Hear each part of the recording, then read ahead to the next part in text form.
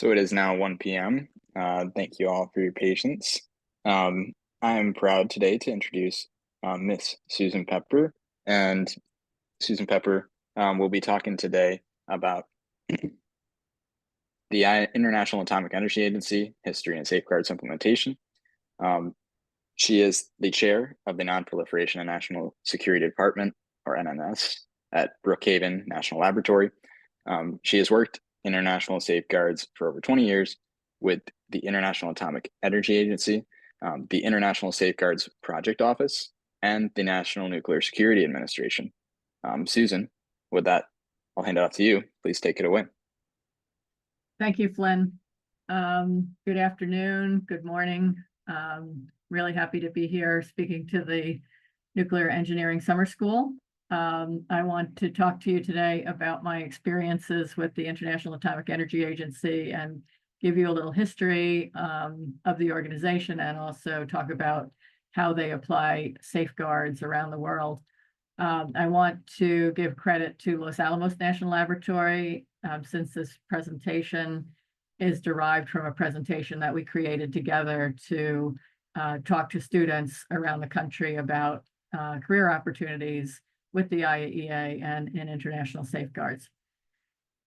So I'm going to start out with a few introduction I just did, and then the definitions. So let me just go straight into that. So a lot of you may not have even heard the term international safeguards before, or safeguards, as I'm going to be talking about them. I know you had a presentation earlier in the summer by Maneet Shah from Oak Ridge National Laboratory. He talked about safeguards by design, which is actually a bit more of an advanced subject that I'm going to speak about today. So maybe it was a little bit of the cart before the horse, but in any case, either this will help explain some of the things in more detail or reinforce some of the things that Dr. Shah told you about then. So international safeguards, the way I think of it is they are the activities that the International Atomic Energy Agency carries out to verify countries or states' obligations under the Non-Proliferation Treaty. So you probably have heard about nuclear inspectors that go off to nuclear facilities around the world, and they conduct activities that verify that the nuclear material is where the countries say it is, and that their nuclear facilities are operating according to how the countries say they're operating. So it's basically verification. The IAEA is not a regulatory organization.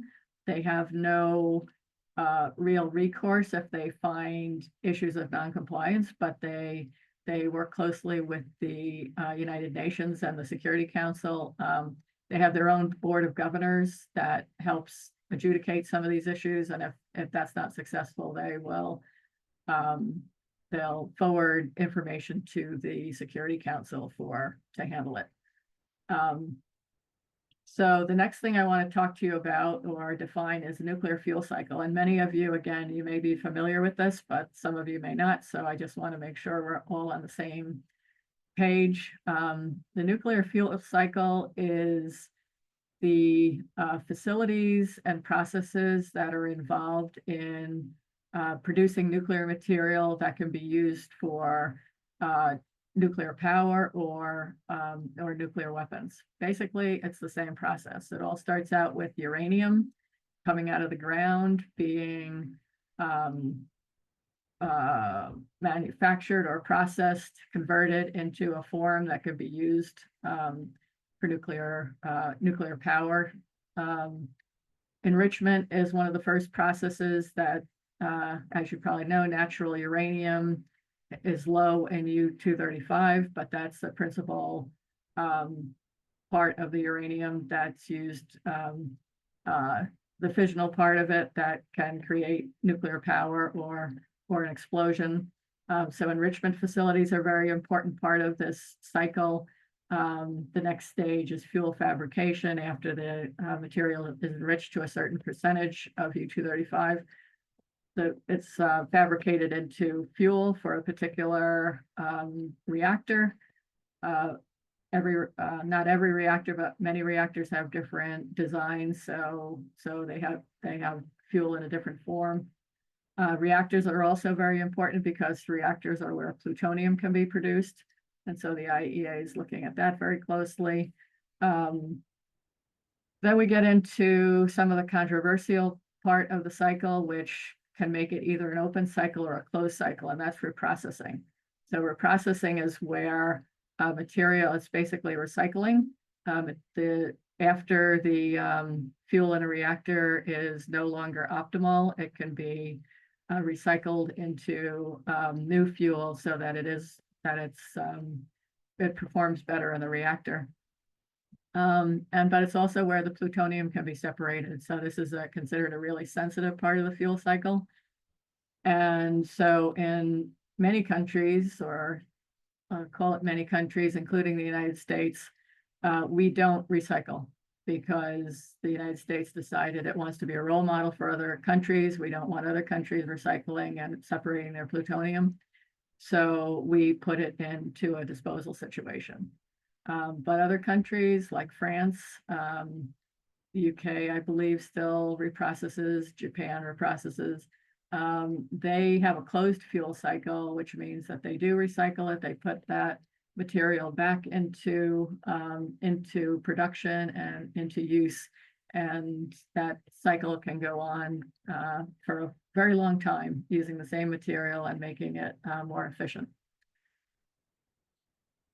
So the next thing I want to talk about is fissile material production. And this is in terms of the material that's needed to produce a nuclear weapon.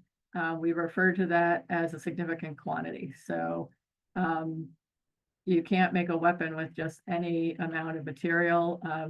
Typically, we define the amount of, we define a significant quantity of uranium-235 as about 25 kilograms.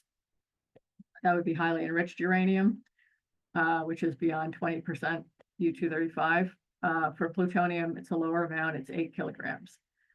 And so there's two obstacles to producing that kind of material. And one is the cost. It's very expensive. The facilities that I talked about in the fuel cycle, they're very sophisticated and very, very expensive.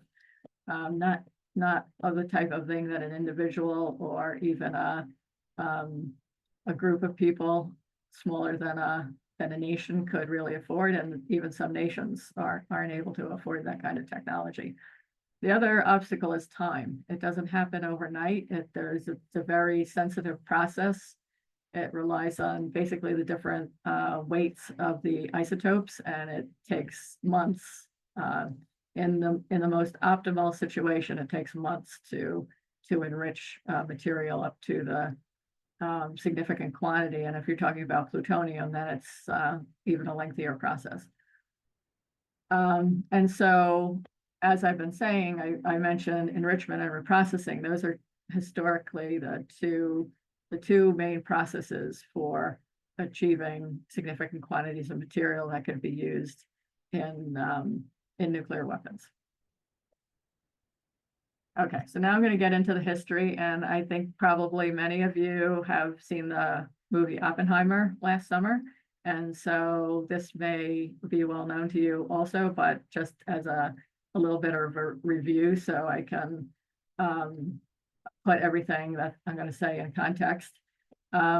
Really, a lot of the discussion of what the IAEA does today started back when nuclear weapons were first developed in the 1940s.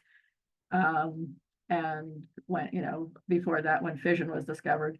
The first test took place, the first bomb was produced, and the test took place at the Trinity site in New Mexico on July 16th, 1945. And that was a successful test. Basically, we had three weapons back then. We had the Trinity test weapon, which was successful.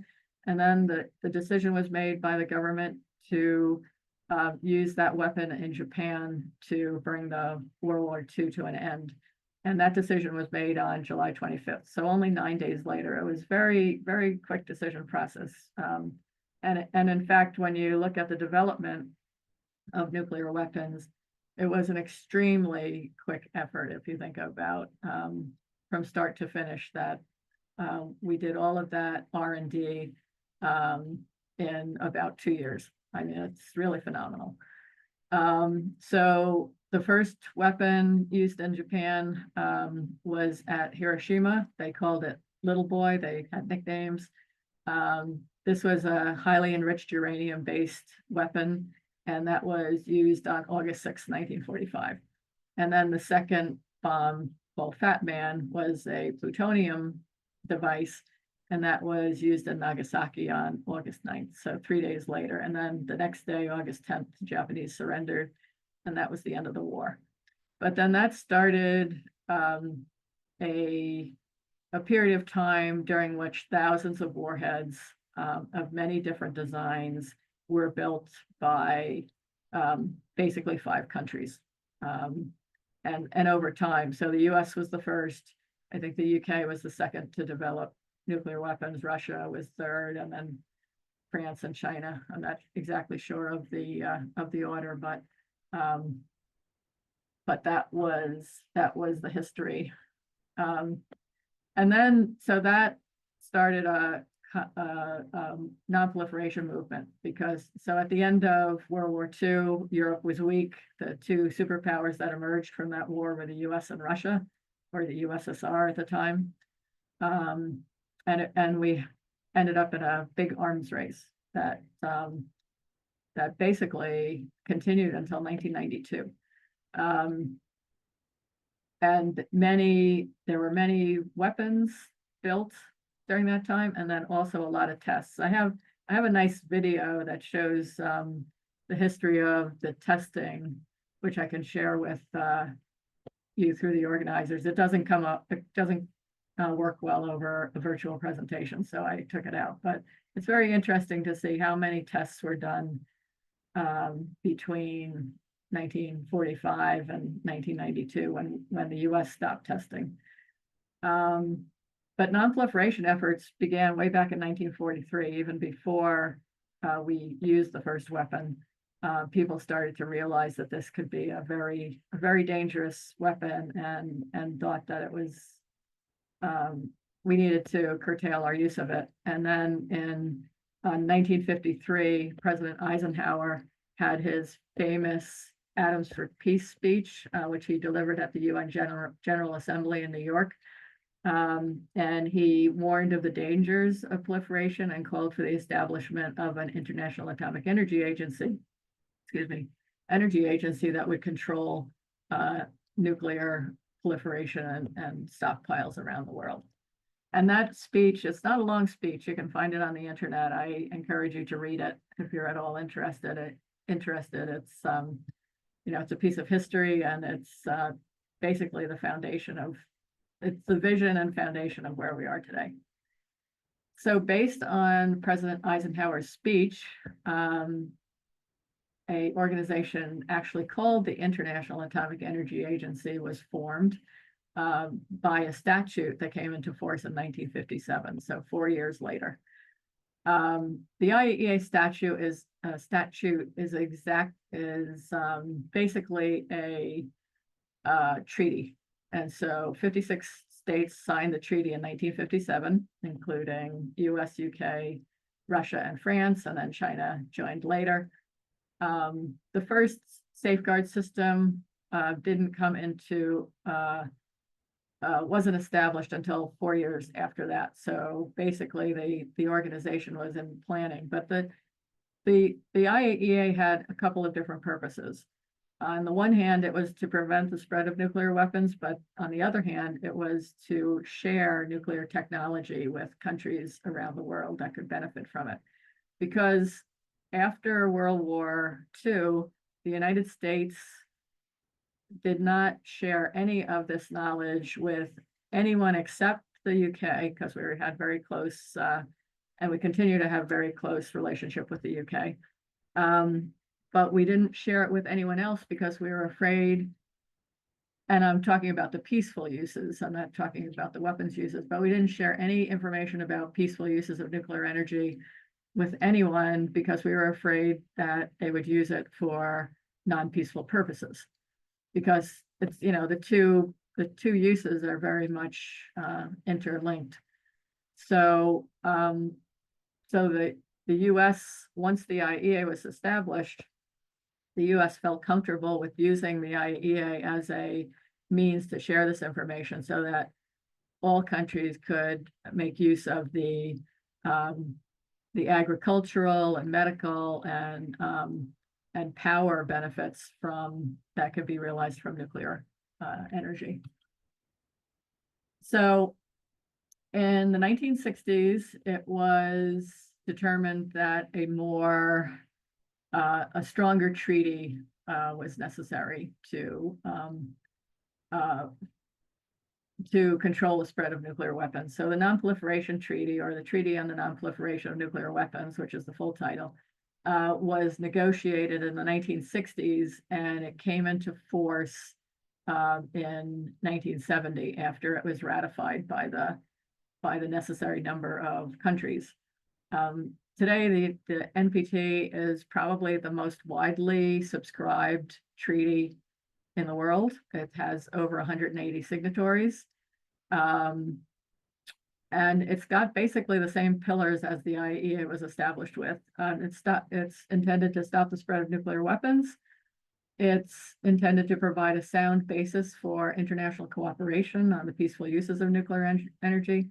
But the third item, currently one of the sticking points, is that it commits all parties that sign it to undertake negotiations in good faith on disarmament. And when I say all parties that signed it, I'm really talking about the nuclear weapon states. So the NPT kind of divides the world into non-nuclear weapon states, countries that don't have nuclear weapons, and the nuclear weapon states. Those 5 countries, US, UK, Russia, France, and China, that had weapons were known to have nuclear weapons in 1970, they are known as nuclear weapon states. Any country like India or Pakistan that's developed weapons since then is not recognized as a nuclear weapon state under the Non-Proliferation Treaty. The NPT has review conferences every 5 years. Originally, it was put in place for 25 years, and then so in 1995, that was the 25th anniversary. The countries of the world voted to extend the Non-Proliferation Treaty indefinitely. And so the treaty now just passed its 50th anniversary in 2020. The next review conference will come up next year in 2025. The review conferences are a little bit contentious. I mentioned that third bullet about disarmament being a sticking point. That issue is becoming more and more sensitive and controversial at the review meetings because the non-nuclear weapon states are concerned that not enough progress has not enough progress has been made towards disarmament. Now, if you look at the numbers, there has been a significant amount of disarmament. The numbers of nuclear weapons in the world have decreased dramatically, but we're still talking about so many nuclear weapons in the world that we could destroy ourselves easily. So the non-nuclear weapon states are really pressuring the nuclear weapon states to disarm in the near future. So another point is that there is a provision in the NPT for countries to withdraw. DPRK, North Korea, is the only nation to have ever exercised that right, and they did that in the 1990s. Okay, so the Non-Proliferation Treaty, as I mentioned, was a vehicle to strengthen safeguards to make them more process oriented, let's say. And so every country that signs the Non-Proliferation Treaty, and I'm talking about non-nuclear weapon states now, they are required to join the IAEA as members, support the IAEA, and to submit to safeguards inspections. And so how they do that is to enter into a safeguards agreement with the IAEA, which spells out everything that the IAEA is entitled to do with regard to inspecting in their country, what tools they're allowed to use, what facilities they're allowed to visit, and what the procedures are for that. So every state has something along those lines. There are right now, I guess, 4 countries that have not signed the NPT. Well, 5 if you include North Korea, but India, Pakistan, Israel, and I think I heard in Dr. Shah's presentation that South Sudan is also one. So there's those 5 countries that are outliers. They have joined, with the exception of South Sudan. I know the others have joined the IAEA, but they practice what's called limited scope safeguards. And then I'll also say that because submitting to safeguards inspections is not a easy thing for countries to do. It's burdensome, it's expensive, and it interferes with their nuclear facility production. So what the nuclear weapon states have done, all 5, have entered into voluntary offers with the IAEA, which gives the IAEA the right to perform safeguards inspections. And so the reason for that is, they're certainly not inspecting military facilities, and we also already know those countries have nuclear weapons. So you might ask what the point is, but there's 2 points. One is that it shows that the nuclear weapon states are willing to feel the pain, if you will, of safeguards inspections. So kind of, camaraderie, or just, staying or being good role models, like I said before. The other thing is it can give the IAEA some experience in conducting inspections in particular facilities. So there is a benefit to the IAEA for that. Okay, so comprehensive safeguards continued on through the 70s and 80s into the early 90s, when it was discovered that there were clandestine weapons programs in Iraq and the DPRK. And so as a result of that, the countries of the world realized that safeguards needed to be even strengthened further, and a new treaty called the Additional Protocol, named that because it's additional to the Non-Proliferation Treaty, was approved in 1997. And this gave the IAEA some additional rights and tools to use in their safeguards inspections. And so this is considered, at the time they called it strengthened safeguards. And so this is a case study. I use Iraq because I'm more familiar with it than the DPRK situation. But in the 1990s, 80s and 90s, Iraq was a member of the IAEA. It was submitting to safeguards inspections. But at that time, under the comprehensive safeguards agreements, the IAEA limited its inspections to confirming or verifying the state's declaration. When I say state, I'm basically talking about a country. That's how the UN refers to countries. So under a comprehensive safeguards agreement, a country or a state is required to submit a declaration. And so in those days, the IAEA would base its inspections on the declaration. They would go in and they would say, okay, that facility is operating as it was declared. It's there. We can see it. We can see that it's operating on that basis. And then they'll take measurements of the material, and they'll confirm that the material that the state said that they had, that they actually have, and it's where it's supposed to be. it was like they had blinders on. They didn't look to the left or to the right to see if there might be something additional to what was on the declaration.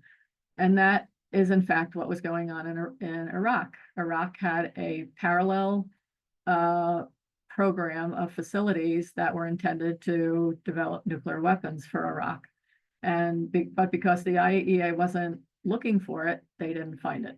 And actually, I don't know what made Iraq decide to invade Kuwait in 1993, but because they did and they lost that war, then there was a whole lot more scrutiny of them, and then their clandestine program was revealed.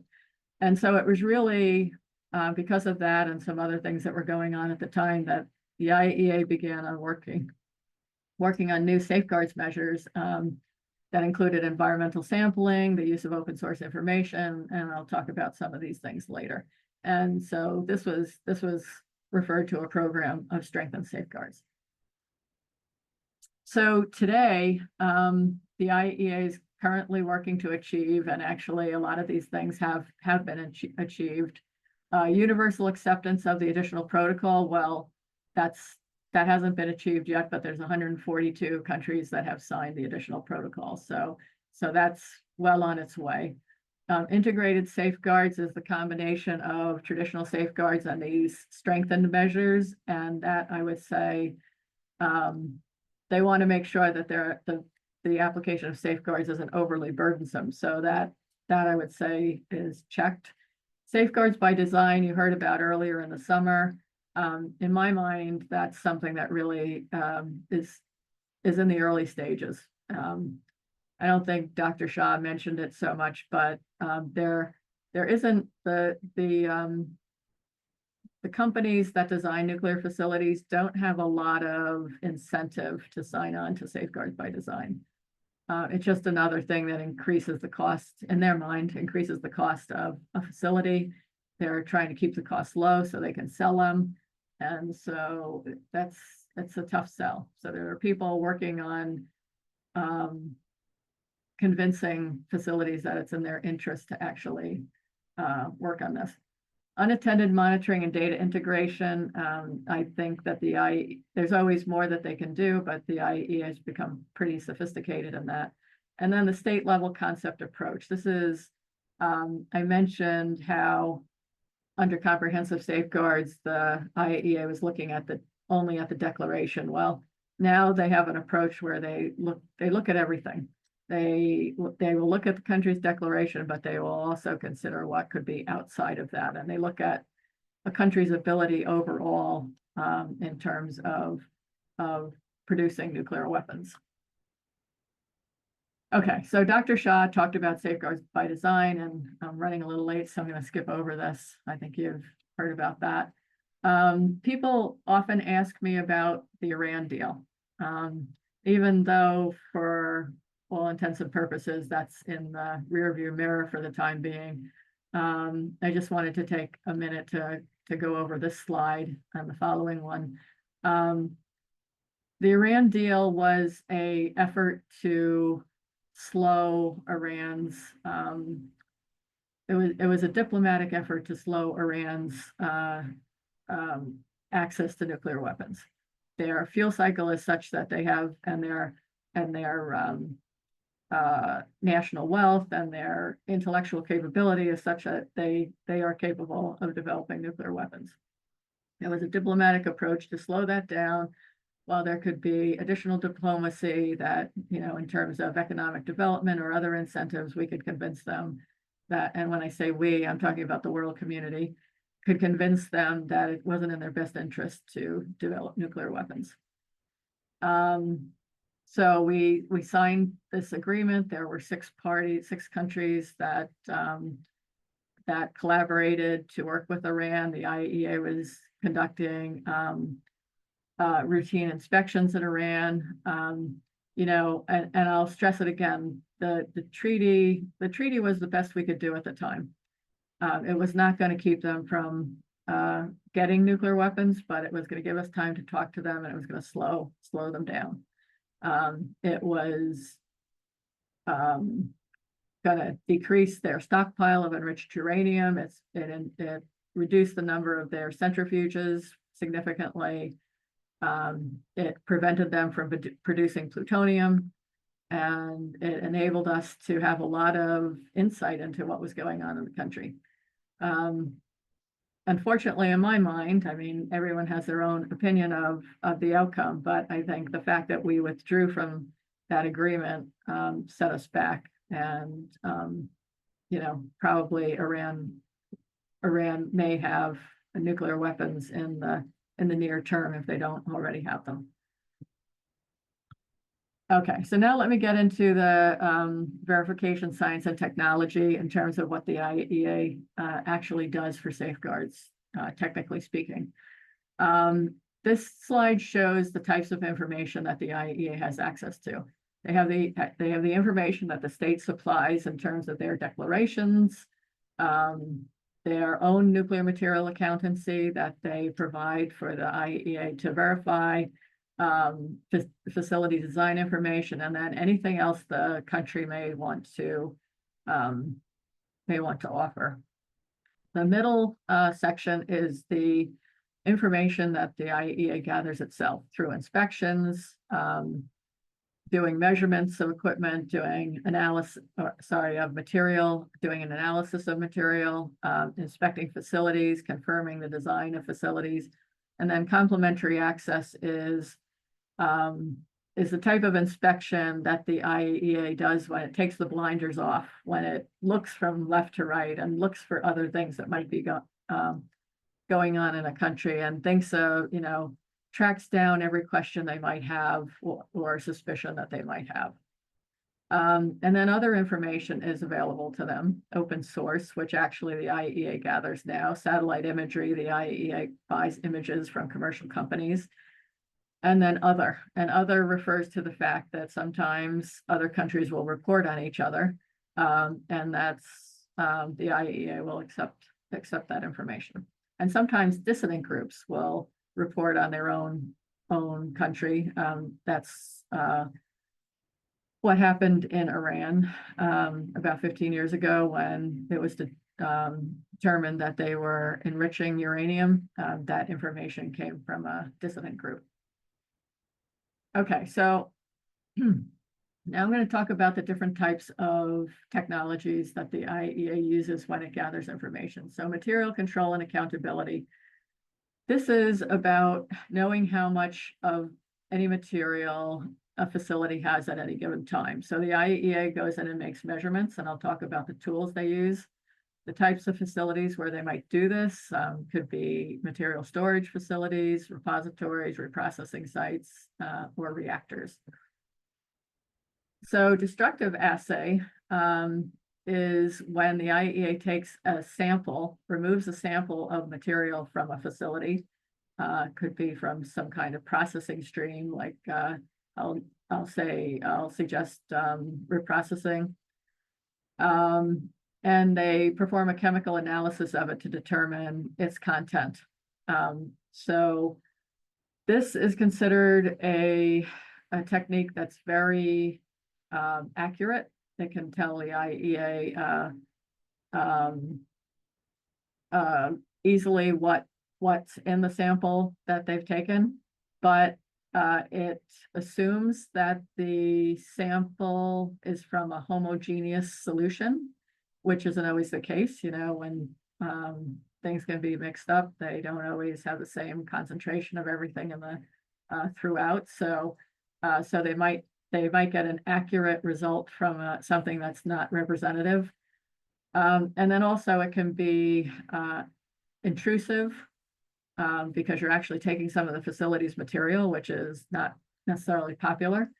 It can be expensive because of the processing. The chemical analysis can be expensive, and it also creates waste that the IAEA has to then dispose of, which, even though we're talking about small quantities, can become an issue for them.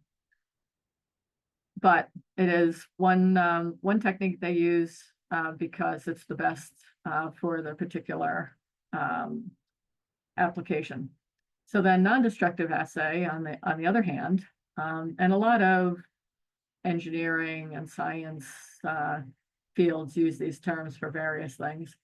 Non-destructive assay is when the IAEA does not take a sample. It doesn't destroy anything, but it makes use of the signals that emanate from nuclear material, or the radiation that comes out of nuclear material.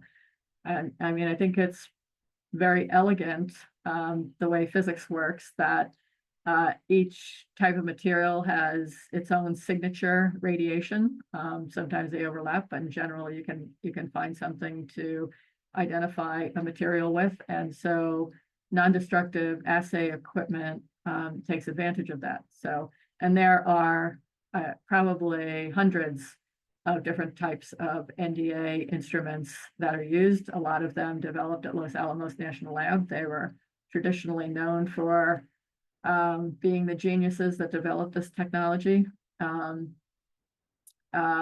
So again, the benefit of this is that it doesn't destroy anything. It doesn't create waste. It's less intrusive than destructive assay. It can be pretty accurate, but along with accuracy comes lengthier measurements. So that's a trade-off. You know, sometimes a measurement using NDA can take an hour or more. So I hope you're getting the point that a lot of these tools have benefits and disadvantages, and there are trade-offs. So assuming that you have seen many of these different types of instruments, these are just some examples of NDA instruments. So I should point out that NDA can measure both gamma and neutron signals. These are all gamma measurement devices. So the next type of what I just spoke about was nuclear accountancy. Now I'm going to talk about containment and surveillance. And the first part of that is containment. And basically that means sealing systems or tamper indicating devices. The IAEA applies seals to various things when they want to maintain continuity of knowledge. Now they can't keep a facility or a state from accessing anything that they put a seal on, but the intent of their seals is that they will indicate if they've been tampered with or removed. And so they have unique, these are passive seals, so they stay in place until somebody comes and interacts with them, takes a look at them, verifies they're intact. You have some very rudimentary, like the metal seal on the left, the Cobra seal, and the glass seal. They have fiber optics involved, so they're a little bit more sophisticated, but these are generally low cost. And then you can get into some more sophisticated things, like the VACOS seal. That's kind of older now, but it records when the seal's been opened and closed. It's basically a little computer. The remote monitored sealing array, that is able to transmit a signal to a central location. So the inspectors don't even have to go up to each one. They can just go to the interrogator and gather information about each seal in that way. The second part of containment and surveillance is the surveillance, and that translates to cameras. And this is an example of the current system that is in use. Digital cameras that take images every couple of seconds or every minute. They provide eyes in a facility when inspectors can't be there. They can record up to 90 days of data in a data collection system. They can have up to 24 cameras connected to the same system, and the cameras can be up to 1 kilometer away from the data collection systems. This is all wired. This is not Bluetooth or anything like that, but still they can be placed a distance away from the data collection system, so that they can be placed throughout a facility.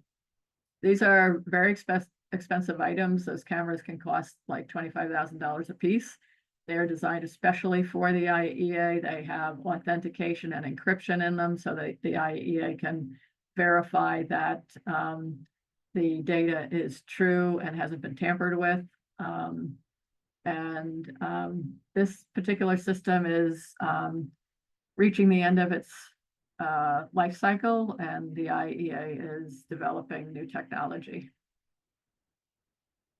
So when I was talking about the additional protocol and strengthened safeguards, I mentioned environmental sampling as a new technology that the IEA has implemented. And when I say new, that we're talking since the 90s, so it's becoming pretty rudimentary now that the IEA will take samples in facilities and they process. Basically, if you're not familiar with environmental sampling, it involves taking a piece of very clean cloth that's been protected from cross-contamination, swiping a surface in a laboratory or in a facility, and then it goes to a laboratory for a very sophisticated analysis, looking for uranium or plutonium indications of things that are outside of a country's declaration. And when a country is taking the blinders off and performing a complementary access inspection, this is something that they will routinely do, is take environmental samples in that area because they have questions of what's going on there. And this is a really very sensitive way of getting an answer. It's also very expensive. The IAEA relies on its member states to do blind analysis of the samples. So they distribute them around the world. It's expensive and it can take quite a few months for them to get answers back. So there's a lot of research in this area, trying to figure out ways where IAEA could get answers, data from their environmental samples in the field, so that they get some immediate indications of what's happening. I guess that's all I'll say about environmental sampling, and move on to open source information. So this is also another powerful tool. These are two of the tools that the IAEA uses to look for indications of undeclared activities.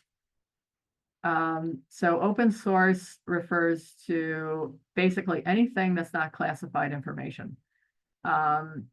So it could be newspapers, it could be the internet, it could be scientific journals, satellite imagery, I think falls in this category, books, social media, anything, that's available to them. And I will also say that I said it's anything that's not classified, but some countries will share classified information if they think it will be useful to the IAEA. They refer to that as national technical means. So that can sometimes be used. And the IAEA, what they do is they analyze all this information and they put it into safeguards evaluation reports. So every state that's a member of the IAEA, excuse me, every state that's a member of the IAEA has a safeguards evaluation report that's produced by the IAEA to summarize everything about the data that the IAEA has collected. And then at the end of the year, the IAEA prepares the safeguards implementation report, which is the report to the member states on the conclusions, the safeguards conclusions that it has drawn for each country for each year. And so that's something that's usually presented to the Board of Governors in June, the late spring, early summer of each year. And so this plays a large part of how the IAEA can make its recommendations and its conclusions. And I should say that it's not just open source information. The IAEA takes all of this information. So the data that they get from destructive and non-destructive assay goes in there. Sometimes their surveillance data or their SEALS data can go into that. But there's also these other tools can be very helpful. Okay, So now, if you're interested in the things that I've been talking about and want to learn more, there are opportunities available to you. So obviously internships, all the national laboratories have interns that they host during the summers or even during the year. You can even, as a graduate student, do research with a national laboratory, and you're associated with the MTV consortium. And so there are lots of opportunities through that. But if you're interested in looking for other opportunities, you can reach out to me. I'd be happy to put you in touch with any lab that might be working in the area where you're interested. There are short courses, several short courses that are sponsored by the National Nuclear Security Administration. We have one at Brookhaven National Laboratory, Non-Proliferation and International Nuclear Safeguards in a Changing World. It's a 1-week course during the summer, and this year's course is over, but you can find information on our website about that course. Also, Brookhaven has responsibility for recruiting for positions at the IAEA. There's several different types of positions. If you want just general information, you can go to the International Safeguards Project Office website. And we have a book about what it's like to work and live in Vienna, Austria, where the IAEA is located. If you're interested in jobs there, there's a junior professional officer position that is for people who are just getting out of college with limited experience. And we have quite a few of those opportunities available. You can sign up for job alerts so you can be informed when there are openings. Regular staff, I would recommend you could go to straight to the IAEA website, but we also have some information on the ISPO website that's useful. And then if you happen to be a woman and are interested in a fellowship with the IAEA, the Maria Sklodowska-Curie Fellowship is an IAEA fellowship that provides, covers 1 year of tuition in college, and then can help put you in touch with an internship opportunity. And so I would direct you to the IAEA website for that as well. And then in addition, I'm a member of the Institute of Nuclear Materials Management. I think it's a great organization. It's good for professional development and leadership development, and I strongly encourage you to take a look at that. If you want some resources for more information, these are things that are available on the ISPO website, so you can go there to look for them. The IAEA Safeguards Glossary, the Development and Implementation Support Program for Nuclear Verification. If you're interested in doing research in this area and want to know what the IAEA is looking for, that is a great resource that will tell you where their challenges are and where they need help. And with that, I will be happy to address your questions. So thanks very much. Thank you very much, Susan. Yeah, sorry, you can't hear their applause because everyone's muted, but I'm sure everyone is applauding your talk. But yeah, that was very nice. We finished up right in the expected time, so we've got plenty of time for questions. There's a few in the chat, so I will start with those. Okay. And it's going to kind of start from the top because they kind of came in as you were doing your lecture. There was one comment, not a question. I think you mentioned UK reprocessing at the start. Joe would like to say that he believes the UK reprocessing has now ended. Okay. Maybe he's a resident over there, but that's a recent thing. Okay. Yeah, thanks. Yeah. And then Aaron asks, this is, a more processing question, how is plutonium derived from uranium in a nuclear reactor, which I'm sure you know the answer to, but more for the general audience. Yeah, so I would probably defer to an actual nuclear engineer. I'm not a nuclear engineer, but I do know that part of the fission process and the daughter products leads to basically to the production of plutonium. And yeah, maybe you could ask one of the nuclear engineers in the course for an explanation of that. Yeah, no, fair enough. I can answer that question, Susan. Sorry to put you on the spot. But yeah, that I think that summarized it very well broadly. It's uranium itself and reactors. It's used for fission. But plutonium, since it's a heavier element, if you were to split the atom, you couldn't get plutonium. But there's fission is an absorption reaction.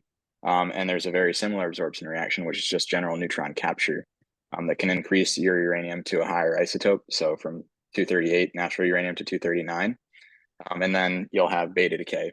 And the beta decay will cause a proton change, which will then get you up to plutonium 239 eventually. I think it's one or two captures that you need, but you have enough neutrons and enough likelihood to get an appreciable amount of plutonium in a reactor. That's how you get plutonium from uranium in a reactor. But thanks for that question, Aaron. I see another one here, very specific about India. You may know this agreement. I definitely don't. But this audience member asks, "What's your take on Section 123? That's 123 agreement between USA and India towards broadening civilian nuclear application in LMICs?" Maybe that audience member could define LMICs. If you don't know that, I'll look it up. Yeah, I'm not familiar with that. I know the 123 agreements. I've heard of them. I don't really know the particulars, so I'm sorry, I can't really address that. Yeah, it's all right. The audience member who submitted that question, if you could please rephrase, we should be able to get to it. And there's another one here. They're asking very generally about safeguards regarding small modular reactors and micro modular reactors, right?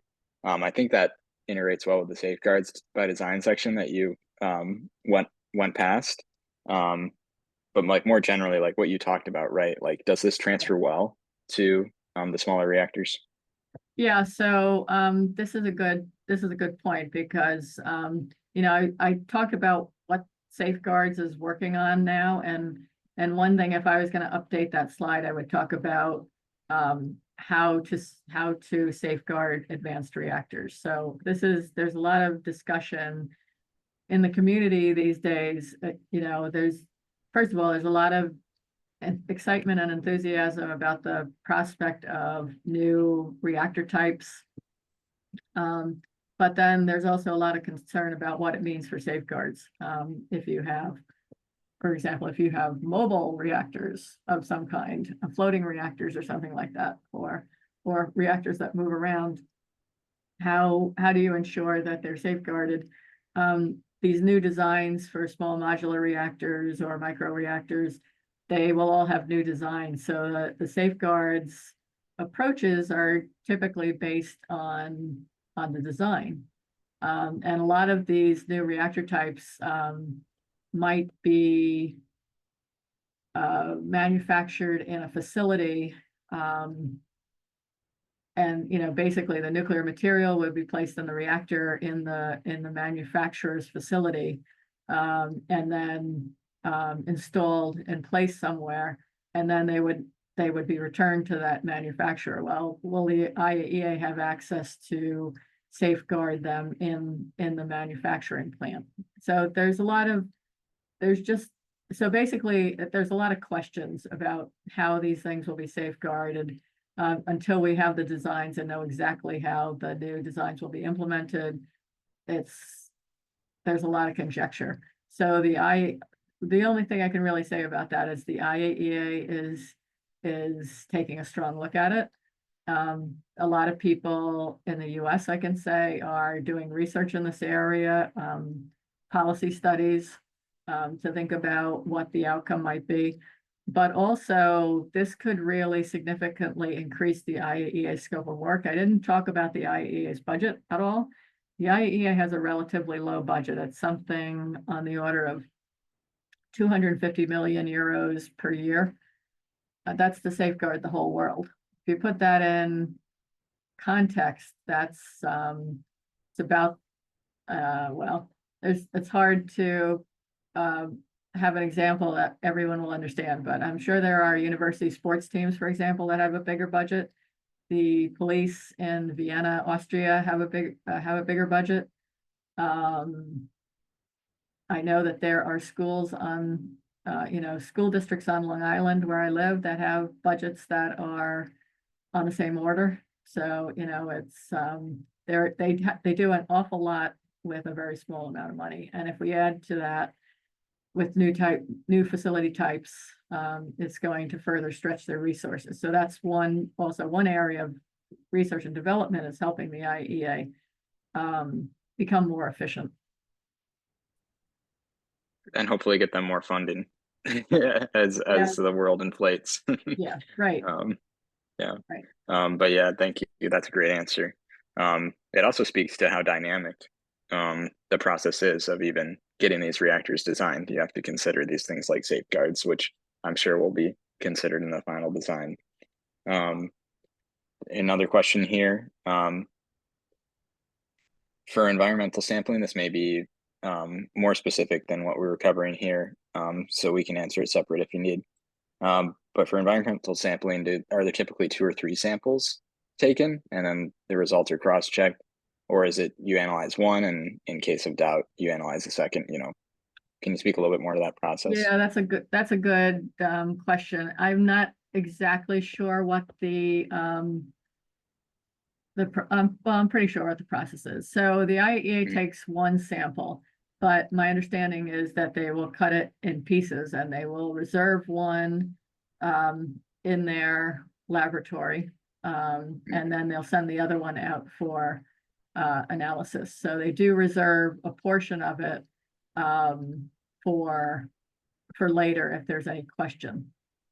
So, you could imagine there is room for a country to, a member state to suggest that an environmental sample associated with one of their facilities maybe wasn't handled correctly or wasn't analyzed correctly. So there is a need to have some kind of backup. So I think what they do now is they send half of the sample to be analyzed and they retain half back at headquarters. Makes sense. Thanks. Let's see. We still have time for a few more questions, but there are a lot populated in the Q&A, so I want to try and find you a couple good ones. Yeah, so for satellite imagery, are countries targeted by the surveillance informed or not? Or is it an agreement already included in the CSA or AP? So in other words, for satellite imagery, are countries aware of the monitoring and are they notified? That's a very good question. To be honest, I'm not sure, but so I can say that the satellite imagery that the IEA uses is commercially available. They're not, they don't have their own satellites. They're not taking pictures and they tend to use stock footage. They don't, it's very expensive. So I don't know how much you know about satellite imagery, but if you direct a satellite to take an image, it's much more expensive than if you just use an image that the company collected routinely. So they tend to just use those previous collected images. I think that if a country has signed a additional protocol, that they are allowing the IAEA to use satellite imagery, and that the IAEA would not have to inform them if they were using it looking for indications in their country. I think countries have to assume that the IAEA is using that. Got it. Thank you.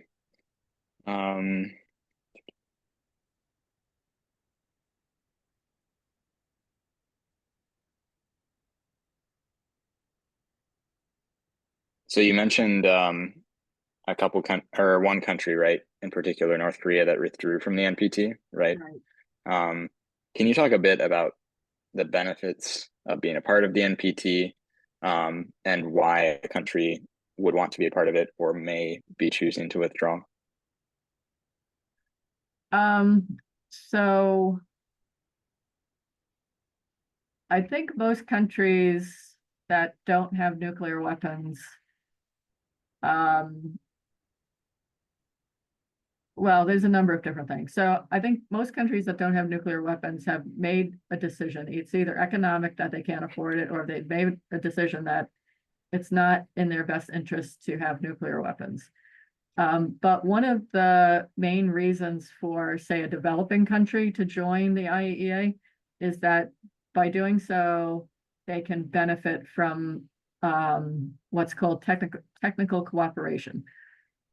So the IAEA Department of Safeguards is one department, the Department of Technical Cooperation is another department, and TC helps countries gain access to nuclear technology. Either it can be an agricultural project, or a like a water desalination project, or a medical, obtaining access to nuclear therapy type of technology or something like that. So without being a member of the IAEA, they don't have access to that type of assistance. But I think also being a member on a more diplomatic basis, being a member of the IAEA basically shows a country's commitment to non-proliferation, and the fact that they do not want to that they don't want to proliferate, and they want to support the organization that is helping to reduce the spread of nuclear weapons. There are also regional safeguards agreements. So there's the Treaty of Tlatelolco. There are nuclear weapons-free zones, like I think Africa is a nuclear weapons-free zone. There's a nuclear weapons-free zone in the South America or Central America region. There might be one in Asia. To be honest, I'm not as familiar with those, but there are several. And so those are kind of microcosms of countries that have made similar commitments regionally. So that's one thing of interest. A country like North Korea. So North Korea kind of flip-flopped. They joined the NPT in the 1990s. I guess they thought it would be a benefit to them to be seen on the world stage as a member. But then, and I guess at the time they thought that they could conceal their nuclear program. But then when they realized that the inspectors were being intrusive, and the inspectors were asking difficult questions about what they were seeing, they decided it might be too difficult to conceal it. And so then they decided they wanted to withdraw. So, North Korea is a case where a country has decided it is in their best interest to have nuclear weapons, and they pursued that. Thank you. That was a great answer, Susan. I think that's all the time we have for questions. There are plenty in the chat, and I'm sorry we weren't able to get to all of them.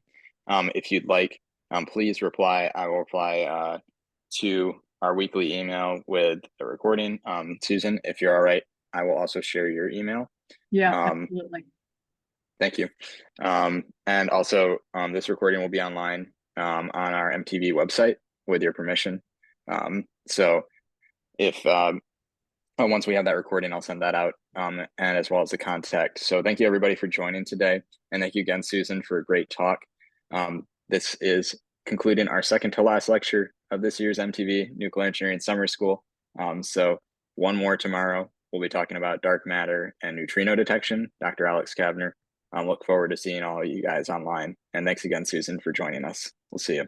Thank you very much. Bye.